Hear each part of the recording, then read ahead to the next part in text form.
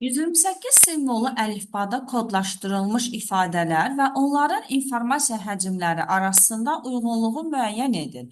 Əvvəlcədən biz qeyd etməliyik ki, 128 simvollu əlifbada kodlaşdırılmış deyirsə, bu cür əlifbada bir simvolun həcmi 7 bitə bərabər olur. Onda aşağıda verilmiş ifadələrin həcmlərini bu əlifbaya görə hesablamalıyıq. Background sözündə simvolların sayı.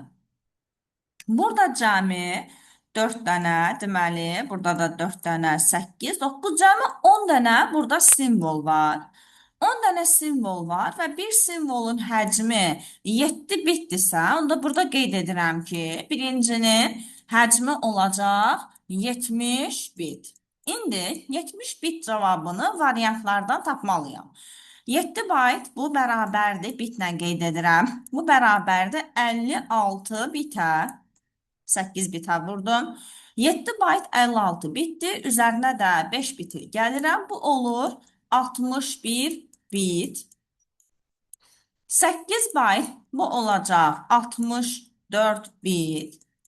8 bayt 64 bit idi. Üzərinə də 6 bit gəlsə, bu olur 70 bit.